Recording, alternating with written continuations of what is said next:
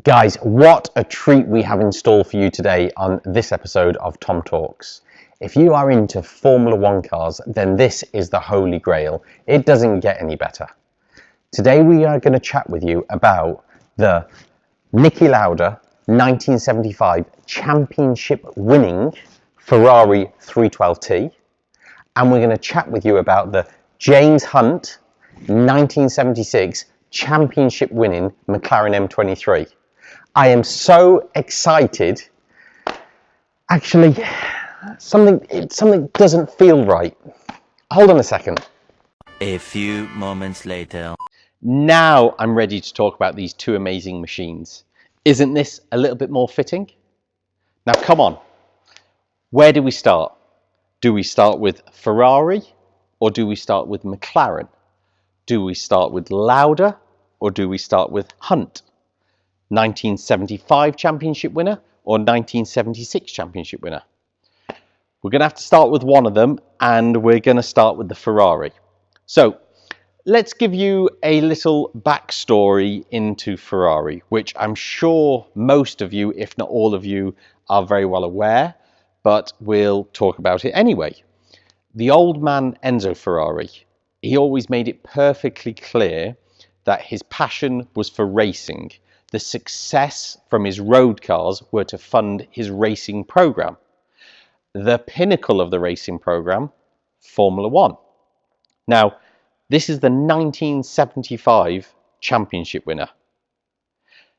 The last time they had won a championship was 1964. Now, Ferrari, probably the most successful of all manufacturers through the 50s and 60s and 70s, they go 11 years without winning a title. You can imagine through that period, the old man would not have been very happy and probably not the most pleasant person to have been around from 64 to 1975. So what do? How do they turn that barren period around? They have Clay Regazzoni as the works driver. 1974 saw Luca de Montezemolo become the team principal for the first time, the team manager, and they employed the services of this one great Austrian Formula One driver, Niki Lauda. Niki, this was the car that he won his first of 3 world championships in. I want to say a couple of words about Niki. I managed to meet him on a few occasions, and being in his company, conversing with him, just an incredible individual, so motivated, driven to success. And that was at the later part of his life. So I can only imagine what he must have been like in this period in 1975, having, so much to prove, having to deliver a title for Ferrari. I've read all the stories, as I'm sure we all have, about how his family disapproved of his Formula One career, and he wanted to show them that he was the world champion, and my God, what a champion he was. And he won 3 titles and he deserved every one of them.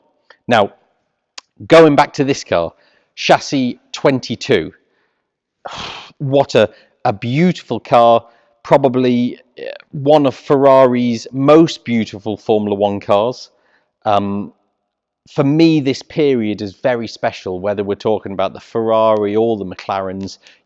That 70s period was one of the sexiest periods in Formula One. The drivers were absolute heroes. I mean, you look at these cars and you have petrol tanks by your backside, under your backside, down your legs. If you have an accident in one, you're going to know about it. People at this period, unfortunately, there was deaths in Formula One. There was very bad injuries in Formula One. Today you look at the cars, and I have lots of friends in Formula One, clients, and have the amazing amount of respect for them. But they have these halo devices, and something about this period where you have to just take your hat off and say, these guys, these weren't just racing drivers, they were absolute heroes. And this particular car, this is a car that had 5 pole positions. This is a car that had 2 wins. It won at Paul Ricard at the French Grand Prix. It won at Silverstone in the International Trophy. It came second at the Dutch Grand Prix. It came third at the Nürburgring. This is a car that had a huge influence and won a huge amount of points for Niki in that year, which helped him to the title. It was also driven by Clay Regazzoni. And this is the first year, 1975 is the year where his rivalry starts, his great rivalry, his famous rivalry with James Hunt. So McLaren win the title in 1974.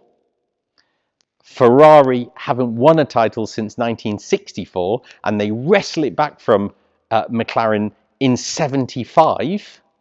He starts this rivalry while James Hunt is driving a Hesketh. Niki wins the championship for Ferrari. So what do McLaren do? How do McLaren answer Ferrari's dominance in 75? Well, they employ the services of James Hunt back into their very successful, reliable M23. James Hunt, God, just take a minute to think about this guy.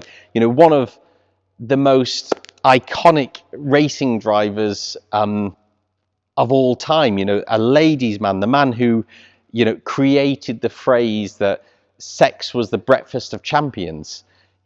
Just actually, I'm feeling a little James Hunt moment. Let's get in James Hunt attire. I've got a little too far, haven't I? This is a little bit too James Hunt. Sorry about that.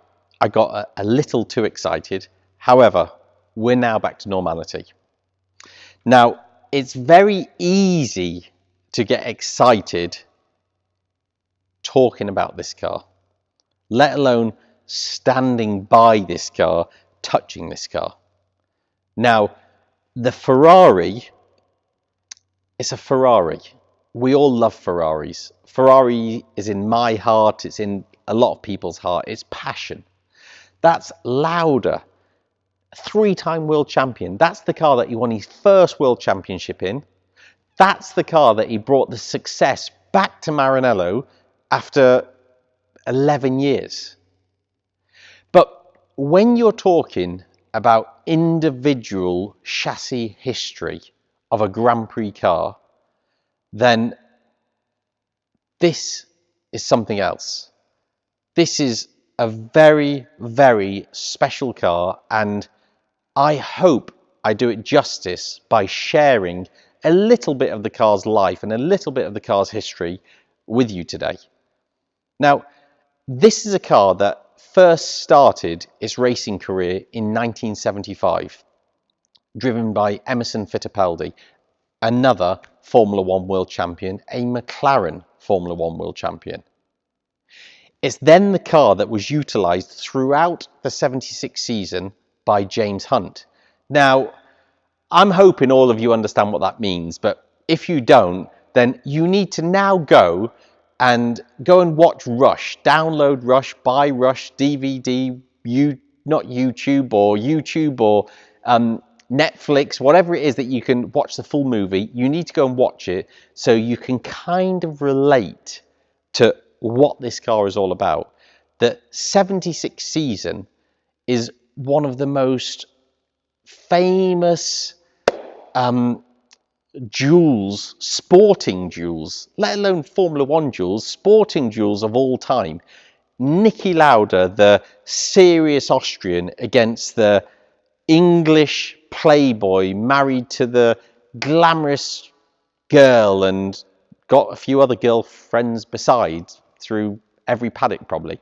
And then they go head to head. Niki has the terrible accident at the Nürburgring. He's in hospital. Yet he watches James winning in this car races that he can't take part in because he's just come out of intensive care and he's in a terrible state. And the drive behind the man, that he says, no, I've got to go back to the track and I've got to compete. And in that 76 season, he comes back and he competes. And then it looks like Niki's going to win the world championship. And then that last race in Japan, which this is the car that James drove in Japan, Niki pulls out of the race. The gear knob breaks. James Hunt has to overtake with no laps to go, and he does it, and he wins the championship by nothing. And this is the car. And then after the 76 season, after James Hunt has won that, his one and only championship, you know, after that amazing duel, then Gilles Villeneuve makes his Formula One debut in this car. It just, you can't make it up. It's unbelievable. Now, I first saw this car in the Eccleston, the amazing Eccleston Formula One collection, about 9 years ago, maybe 10 years ago. And he has everything in there. And I looked at this car and I thought, that's the James Hunt car. I knew that he owned it. And I sat in it, and it's awe-inspiring when you think of the history that this car has created. Anyway, you know, my ambition was to somehow prize it away from Bernie, and we managed to do so recently. And it's just an amazing car. And what was more ironic was that when we then got the car and we got the fabulous history file that accompanies it, that's like this thick. Now, normally on a Formula One car, and you know, we trade a lot of Formula One cars, we buy a lot of Formula One cars, as you can see, is they don't have a registration document. You know, they don't have that much history that goes with them. It's just the chassis history that is known and acknowledged by everyone. Now, this car, the history file, is like this. McLaren in period when they were selling the car in 1978, which, by the way, they sold the car for $28,000. Just have to take a minute because I feel a little bit sick. $28,000.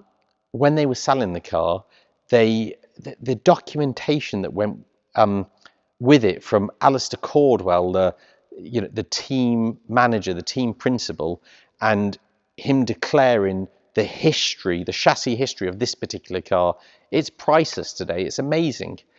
And the first owner was a Mr. Hartley Jr. in America, which I never knew until after the fact. So his first name was Earl Hartley Jr. If anybody knows him, then please share some information, what you can, about him. And then it left his ownership, and it then went to Albert Obrist. Now, Albert Obrist, he assembled the greatest collection of Ferraris of all time. It will not only will it never be surpassed, it will never be matched. These are, you know, what do you want? Do you want a 250 GTO? Do you want a TR59, a 250 Testarossa, a P4, everything? And he didn't just buy cars. This is the most discerning collector ever. He would only buy the best of anything. And amongst all of these fabulous Ferraris, he had the McLaren. And then the car was purchased by Bernie, the Eccleston collection, about 25 years ago. And we are now very privileged to be able to stand here and talk to you about the car today. Now, I don't know which one of these two are your favourites. Is it the Ferrari? Is it the Lauda, the car that brought all the success back to Maranello? I mean, my God, how beautiful is that car? Or is it the McLaren, the car that's got this chassis history, the James Hunt car, the James Hunt car? Let us know.